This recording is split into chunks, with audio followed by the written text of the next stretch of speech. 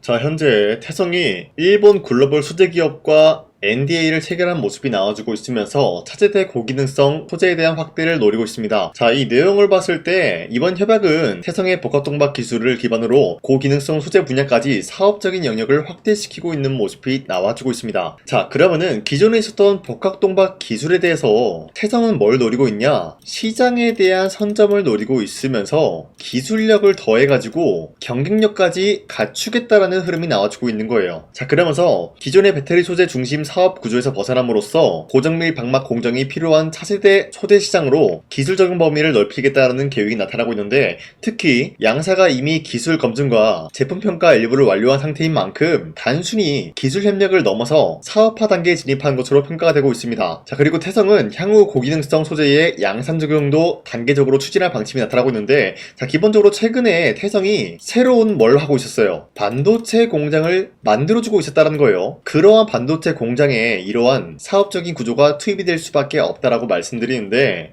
여러분도 아시다시피 태성은 PCB 기판과 2차 전지 섹터에 굉장히 긴밀한 흐름을 보유하고 있어요. 사업적인 영역에서 다각화를 노리고 있기 때문에 태성이 주가가 올라가기 위해서는 PCB와 2차 전지가 분주한 흐름을 만들어냈을 때 태성은 미친듯이 상승을 할 수밖에 없다는 거예요. 자, 하지만 여기서 2차 전지 부분을 말씀드리면은 미국 전기차가 현재로서 침체 직격탄을 맞았습니다. 1분기 한국의 배터리 3사도 마찬가지로 뒷걸음질 치고 있는 모습인데, 기본 있는 한국의 배터리 3사라고 하면은 LG에너지솔루션과 SK온, 삼성 SDI가 있어요. 그런데 이러한 흐름이 올해 1분기에 중국을 제외한 글로벌 전기차 시장에서 국내 배터리 3사 모두 판매량과 점유율이 뒷걸음질하고 있는 모습이 나타나고 있는 거예요. 사실상 중국이라고 하면은 2차 전지 소재의 90% 이상의 점유율을 갖추고 있다라고 말씀드리는 만큼 굉장히 강력한 국가다라는 거예요. 자, 그런데 이러한 상황 속에서 전 세계적으로 뭘 하고 있어요? 중국에 대한 의존도를 줄이고 있는 모습이 나와주고 있다는 거예요. 그러면은 한국에 있는 배터리 기업이 당연히 이런 흐름의 기회로 찾아올 수가 있다라고 말씀드리는데, 사실상 아직까지 중국의 의존도를 줄일 수가 없는 게 그만큼 2차 전지 소재에 대해서 중국이 어때요? 가격적인 부분이 덤핑을 했기 때문에 굉장히 싼 값에 판매를 하고 있다는 거예요. 이러한 메리트가 있기 때문에 아직까지는 중국의 의존도를 피할 수가 없다라고 말씀드리는데, 자, 이러한 흐름을 다르게 말씀드리자면요, 중국을 제외한 어떤 기업이든 2차 전지는 현재로서 저점이다라는 거예요. 자, 여기서 저점이라고 하면은 어떤 것이 형성이 될 수가 있냐? 상승이 나올 수 있을 만한 기대감이 부여가 되겠죠. 그 기대감이 어디서 나오냐? 바로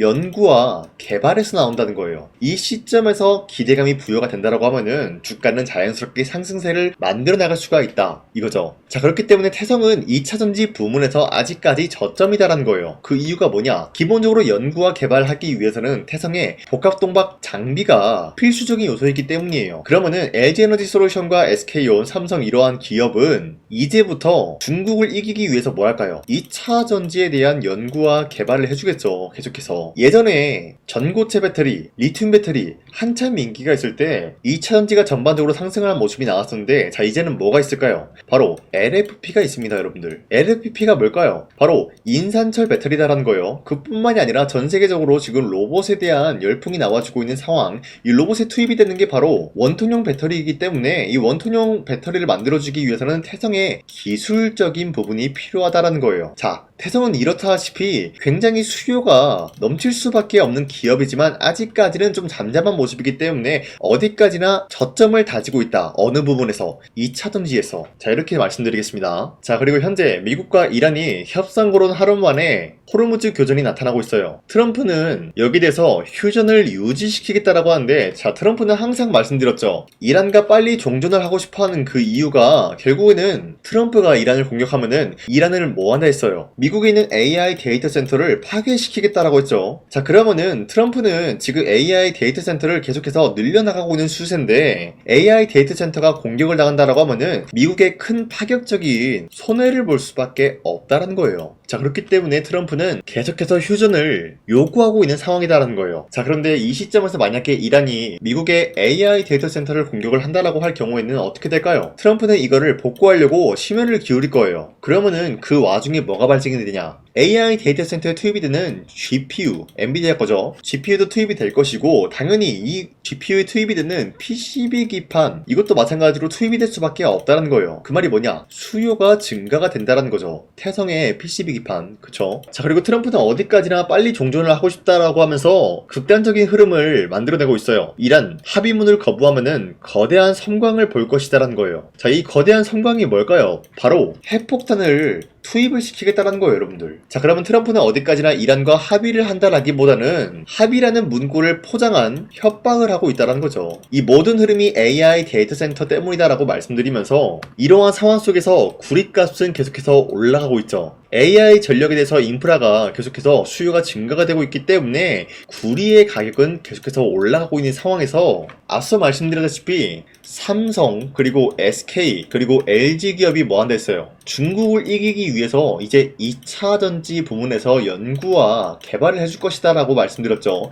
이러한 상황 속에서 구리가 올라간다라고 하면은 기본적으로 복합동박이라고 하면은 뭐예요? 구리로 되어 있다. 이 구리라는 게 돌돌 말아서 만든 게 바로 원통형 배터리다 이거예요, 여러분들. 이 수요가 증가가 되고 있는 상황에서 구리 값이 올라갔다. 그런데 이 원통형 배터리도 마찬가지로 수요가 증가가 될 것이다 라고 하면은 태성은 이번 연도 기점으로 주가가 미친듯이 올라갈 수밖에 없어요. 왜? 앞서 말씀드렸다시피 PCB 부문에서도 수요가 증가가 될 것이 예고가 되고 있고 원통형 배터리도 수요가 증가가 될 수밖에 없기 때문이다라는 거예요. 그러면은 앞서 말씀드렸다시피 태성은 2차 전지와 PCB 이게 가장 큰 매출을 차지한다라고 말씀드렸죠. 이 두 개가 수요가 증가가 된다라고 할 경우에는 태성은 뭐예요? 지금까지도 매도할 시기는 아니다라고 말씀드리겠습니다. 자, 그리고 현재 코스피가 지금까지도 미친듯이 상승이 나와주고 있어요. 최근까지 보시면은 코스피가 갑작스럽게 하락이 나타난 이후로부터 쌍바닥을 찍어준 지점에서 다시 한번 큰 반등이 나와주고 있다는 거예요. 자, 지금까지 흐름 봤을 때 코스피가 어디까지나 이렇게 흔들리고 있었던 거는 기존에 있었던 주도 섹터들이 흔들리고 있는 모습이 나와준 이후로부터 새로운 주도주가 나와주고 있다는 거예요. 자, 그 말이 뭐냐? 쉽게 말씀드려서 지금 시장에서 우리가 아무런 종목을 공략을 하게 될 경우에는 수익을 본다라기보다는 손실을 볼 위험이 있다라고 말씀드리겠습니다. 자, 그렇기 때문에 여러분들 더 이상 아무런 종목 공략하시고 손실 보지 마시라고 저 강산이가 지난 5월 8일 종가 베팅을 통해서 여러분들한테 3가지 종목을 선정해 드리고 있었는데 보신 바와 같이 5월 8일에 이 시간대 여러분들한테 종목 선정을 해드리고 있었던 이유가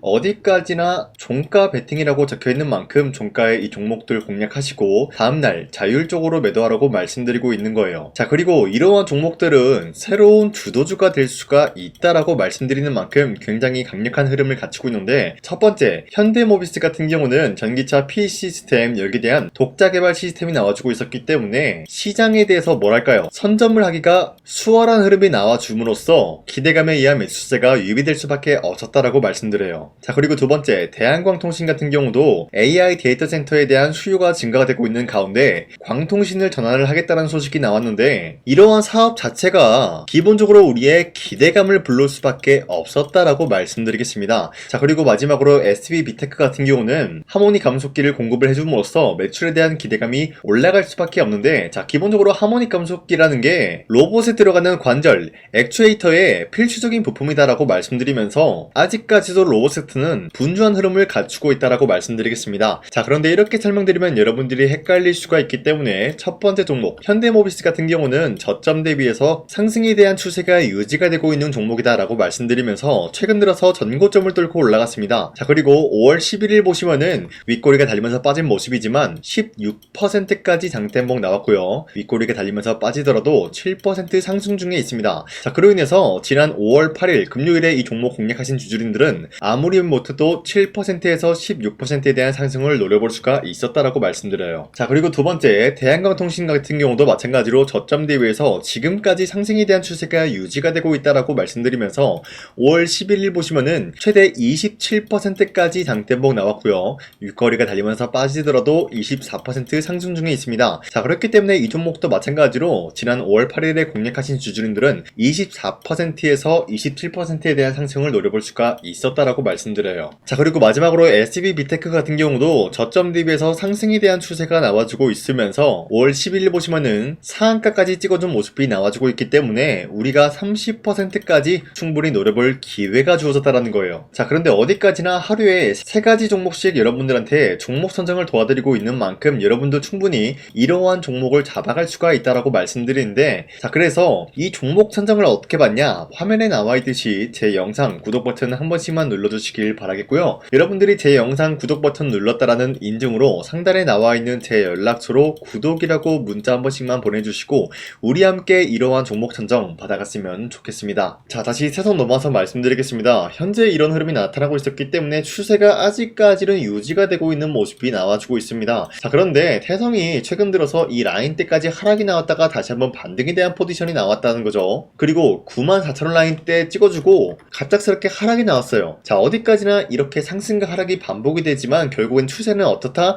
상승에 대한 추세로 유지가 되고 있다라고 말씀드리는데, 가장 중요한 거는 현재 대차거래장고 봤을 때 공매도 세력이 보유하고 있는 물량이 다그마치 280만 주 있어요. 얘네들이 한 달 전만 하더라도 2월 6일 때 언제 있어요? 자, 100만 주가량 부족했다라는 거예요. 이때는 190만 주 보유하고 있지만 지금은 280만 주 보유하고 있어요. 한 달 동안 100만 주에 대한 물량을 추가적으로 매수했다는 거예요. 누가? 공매도 애들이. 그러면 한 달 전이 언제냐? 바로 이러한 지점에서부터 지금까지 100만 주에 대한 물량을 추가적으로 확보시켰다는 거예요. 자, 그러면 우리가 한눈에 봐도 알 수 있는 거는 공매도 애들의 평단가는 어디까지나 55,000원 라인대에서 1차적인 물량을 매집을 했다라는 거예요. 그리고 난 이후로부터 주가가 갑작스럽게 반등이 나타났는데, 자, 여기서 280만 주에 대한 물량을 아직까지 털지 않았다는 거는 지금이 고점이 아니기 때문에 얘들이 물량을 보유를 하고 있다는 거예요. 자, 그러면은 공매도 애들이 물량을 언제 털어버릴 것이냐? 당연히 지금 이 라인대에서 약간 흔들리고 있는 모습이 나와줌으로써 우리 주주님들의 심리적인 부분을 흔든 다음에 다시 한번 반등을 노릴 거라는 거예요. 그 이유가 뭐냐? 심리를 흔들어 놔야 털 사람은 턴다는 거예요. 그러면은 올라갈 때는 시원하게 올라갈 수밖에 없는 게, 어디까지나 갈팡질팡하지 않는 주주들만, 갈팡질팡하지 않고 버티는 주주들만 남기 때문에 올라갈 때 더욱더 시원하게 올라갈 수밖에 없다는 거예요. 어디까지나 공매도 애들은 이런 심리를 자극을 하기 때문에 우리가 쉽게 털 수 있는 구간이 바로 지금 같은 구간에서 우리가 심리적인 부분에서 흔들릴 수밖에 없다는 거예요. 자, 그렇기 때문에 앞서 말씀드렸다시피 태성은 PCB와 복각동박, 여기에 대한 매출적인 부분은 추가적으로 올라갈 수가 있다라고 말씀드리면서 주가 역시 상승에 대한 포지션 10만원대 라인은 뚫지 않을까라고 보고 있습니다.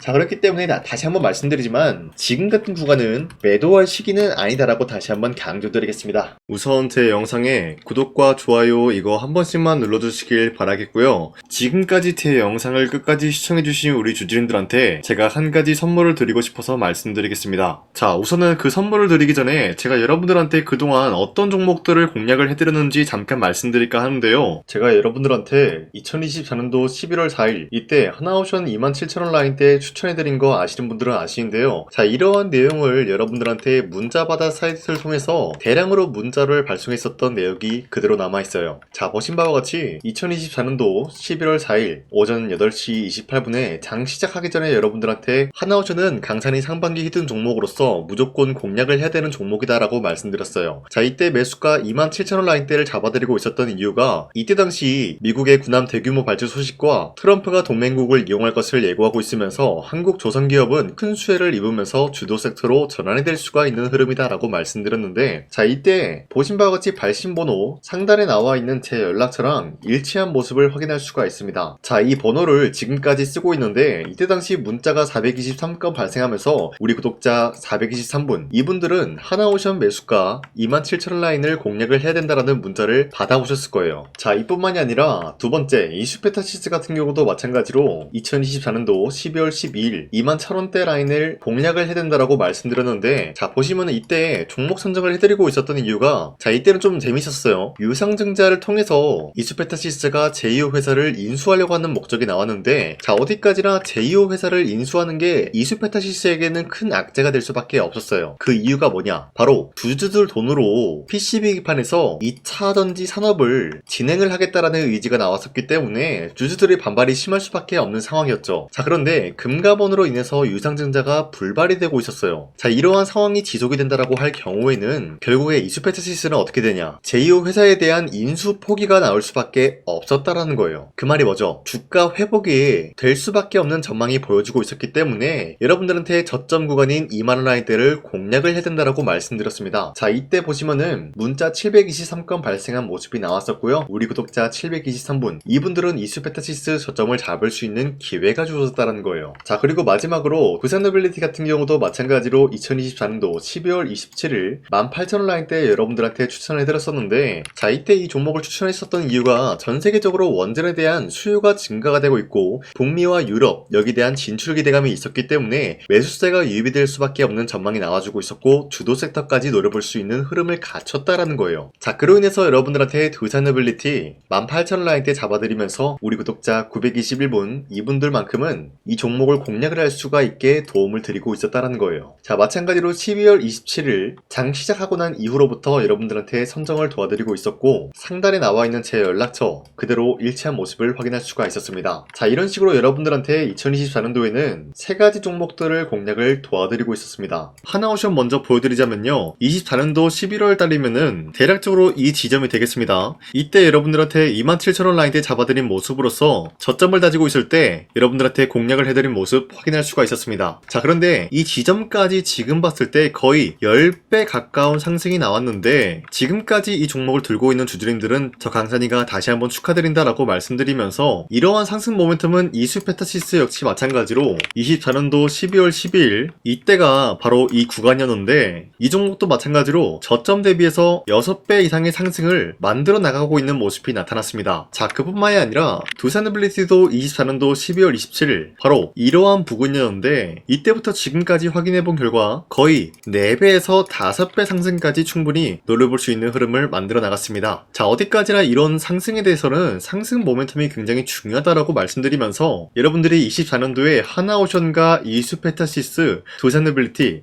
이 3가지 종목을 놓치셨다라고 하면은 전혀 아쉬워할 게 없다라고 말씀드리겠습니다. 자, 오늘 말씀드릴까 하는 종목도 이러한 상승 모멘텀을 충분히 갖출 수가 있는 종목이다라고 말씀드리겠고요. 제가 오늘 말씀드리고 있었던 3배 이상 폭등을 기대할 수 있을 만한 그런 종목 바로 말씀드릴까 하는데요. 자, 오늘 이게 말씀드렸던 제가 3배 이상의 폭등 랠리를 만들어낼 수가 있는 그런 종목이다라고 말씀드리는데요. 사실상 장기간 동안 하락의 추세가 나와주고 있는 모습이었지만 거래량 보면 알 수 있듯이 세력들이 하락세가 돌입이 된다라고 하더라도 쓸어담고 있는 모습이 나타나고 있습니다. 자, 그 결과 현재로서 다시 한번 이러한 반등 포지션이 나와주고 있는 모습인데요. 여기에 대해서 우리가 가장 눈여겨봐야 될 흐름이 어떤 것이냐면은 수급 현황이다라는 거예요. 현재 외인과 기관들은 지금 이러한 지점 쓸어담고 있는 모습이 나와주고 있고 반등 구간이든 하락세든 아랑곳하지 않고 쓸어담고 있는 모습이 나와주고 있어요.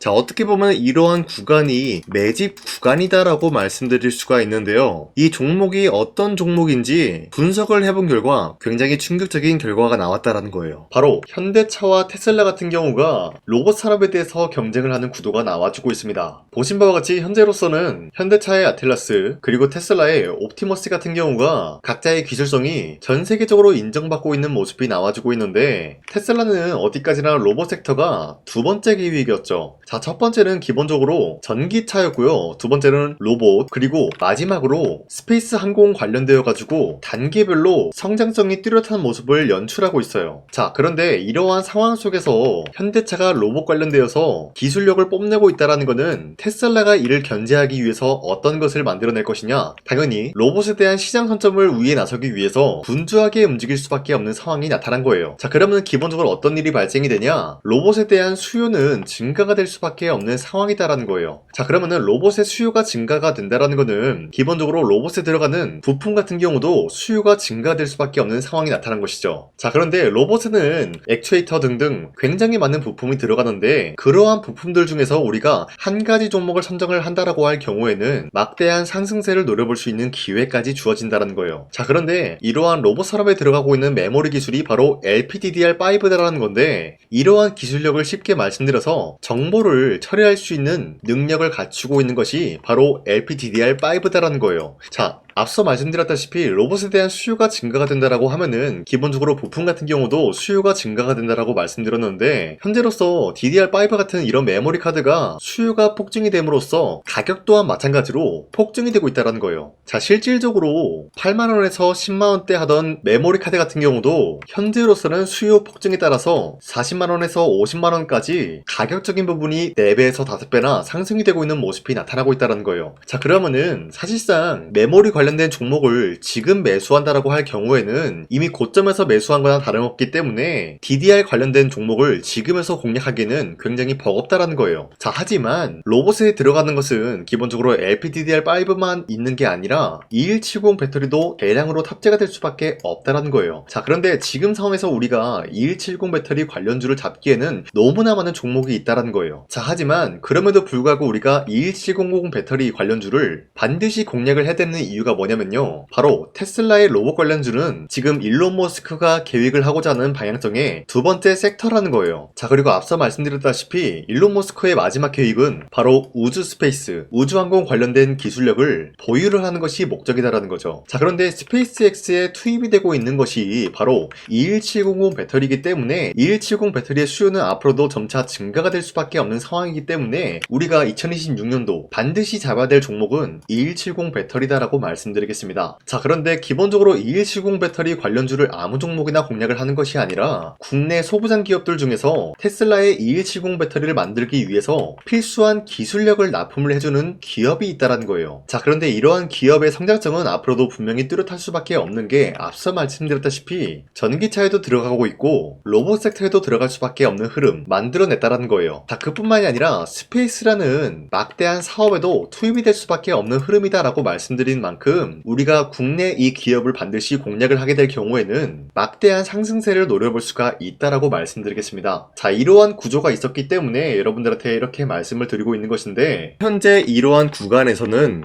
외인과 기관들이 쓸어담고 있는 모습이 나와주고 있었고, 그동안 주가가 하락세가 돌입이 되더라도 계속해서 거래량이 발생이 되면서 매수세가 들어와주고 있었다는 거예요. 자, 긴말하지 않겠습니다. 이 히든 종목을 여러분들이 꼭 받아보고 싶다라고 하시는 분들은 상단에 나와있는 제 연락처로 구독이라고만 문자 한 번씩만 보내주시면요, 제가 선착순 1000명한테만 이 하나오션 그리고 이 스페타시스 두 사너빌리티 여러분들한테 증명을 해드리고 있었던 것처럼 이 1000분한테만 이 종목명이 뭔지 여러분들한테 문자로 발송해드리겠습니다. 지금까지 제 영상 끝까지 시청해주신 저 강산의 찐 구독자님들, 이분들한테만 이렇게 히든 종목을 선물해드리고 싶어가지고 준비한 거니까요, 반드시 구독이라고 문자 보내주시길 바라겠습니다. 이게 날마다 오는 종목이 아니기 때문에 지금 여러분들이 저한테 문자 안 보내주시고 그때 가서 후회하지 마시고요, 선착순으로 1000명이기 때문에 지금 빠르게 상단에 나와있는 제 연락처로 구독이라고 문자 한 통씩만 남겨주시길 바라겠습니다. 자, 지금까지 제 영상 끝까지 시청해주신 우리 주주님들 다시 한번 감사드린다 라고 말씀드리면서